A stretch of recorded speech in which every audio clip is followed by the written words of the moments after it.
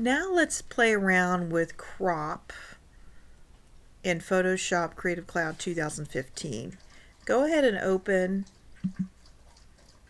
the Bison on Road Hayden Valley image. You can double click on that in the Practice Pics for Students folder. Okay, so here's the image, and we're going to crop this image, which means we're going to delete portions of the image we don't want. This is a pretty drastic step, and there are other ways to select portions of your image which we'll explore later in a different tutorial. But let's say you just wanted to crop it to print the image, for instance, to a certain ratio perhaps, and so you don't want the entire image. You're literally just selecting a portion of this, and then you're expanding it perhaps to make it bigger, so that it will just be that portion for the purposes of printing it. So you can either select this crop tool, which is pretty universal in the way it looks. It's like a square where the lines continue beyond at the point that they meet. Okay, so you'll see that little symbol in Microsoft Office products, really lots of different sorts of computer programs. So you can either click that, or you can click the letter C on your keyboard, and the crop tool will come up. Now you're going to notice these handles come up, and you can click and drag these to crop your image, these handles. Also, by the way, this dotted line is called the crop marquee, and marquees are common in lots of different tools. That's the area you're working with. It's designating that area with inside that rectangle. Or you can just click and drag to get the part of the image you want, and you see it's creating a marquee as I'm doing that. Okay, and so let's say I wanted that portion of the image. Maybe I want to use the rule of thirds to dictate my crop. Okay, so for instance, you see I'm clicking and dragging the image within that crop marquee. You have the bison there. Maybe I want to put it on his face, the lower point of interest there. Do you see that? How that, you really want to put that in a focal point there. It's also a good idea to have the horizon line along one of the lines, either the 2/3 here or the 1/3 line here. Okay, and that doesn't work as well as the 2/3. You don't want to center the horizon or your focal point usually, as we've discussed in class. Okay, and then I would say that the eye goes here as well to the front of this car, that van. And so that probably would be a pretty good crop there.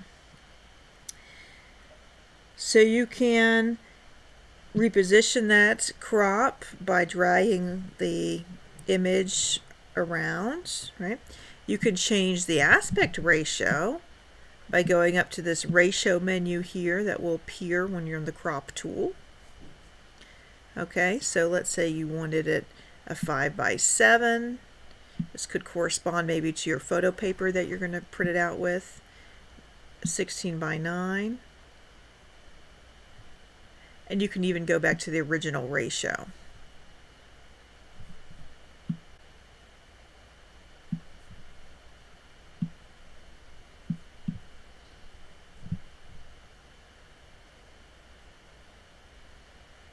Okay, so that is not actually going to it's not going to set the crop until you've come up here and done the check mark, or you've pressed enter. Notice it's going to eliminate the rest of your image there. You can always do undo. That's actually a much stronger composition. Do you see that? Because the eye now will go directly to that bison rather than having all this other stuff here. Okay, and so let's say you had this on the 5:7 and you didn't like that ratio. You can always clear it and it will clear here, allowing you to go back to the original ratio. Okay, if you try to erase it, it won't like that, so you have to click clear.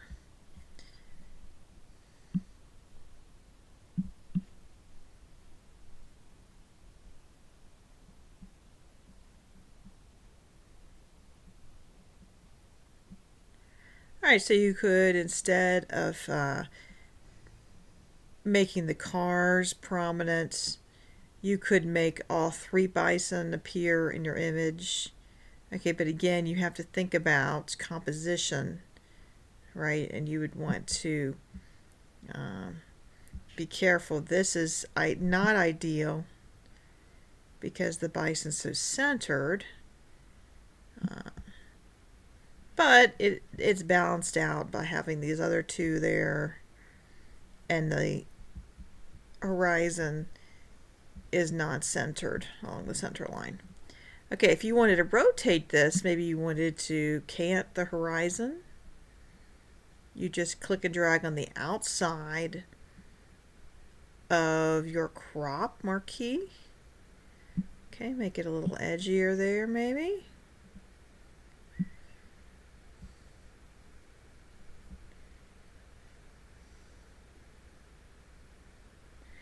And you can also change the overlay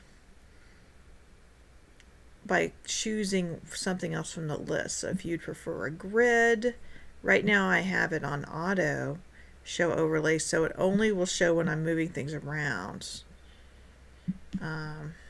You can always show overlay, and so it'll always be there, but that will block your image somewhat, and you might not like that. Golden ratio, golden spiral. These are other composition theoretical frameworks you can work with. The most common being the rule of thirds. And you can do never show overlay or auto show overlay. Again, that's probably the most ideal, allowing you to see it, but only when you're actually moving the crop around.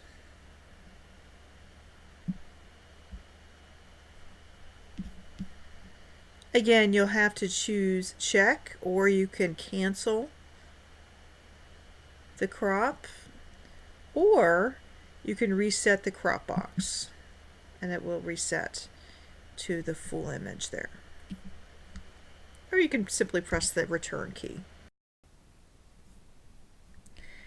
And so if you did want, say, the 5:7 ratio, but instead you wanted it to be 7:5, you can always exchange those numbers by doing this little exchange button, or by clicking your X key on your keyboard. And again, to clear that out, you'll have to do clear, and then that'll take the numerical values out. If you want to go back to original ratio, you can go there, or you can of course always use your history. If you want to reset it so that you're able to drag it out, you may have to go to another tool and then go back to your crop tool, allowing you then to start afresh.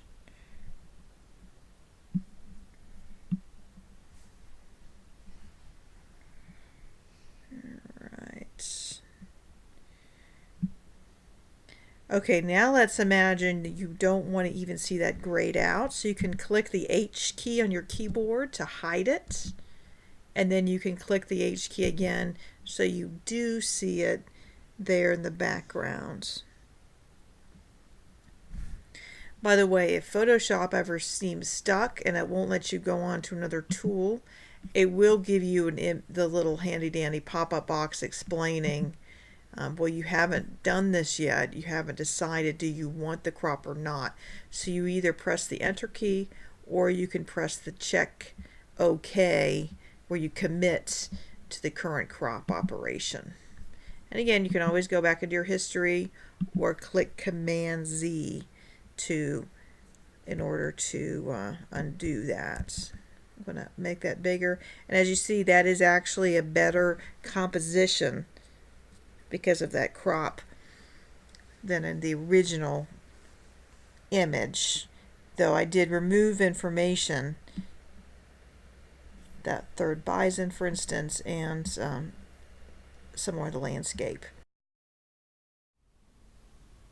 One thing to remember in Photoshop, unless you change it, the default setting in Photoshop will actually delete the unwanted portions of your image once you crop them. So you won't be able to get them back. Of course, if you're still in the file, you can undo it or use the history panel. But it's a pretty drastic step. So you see this up here once we push crop.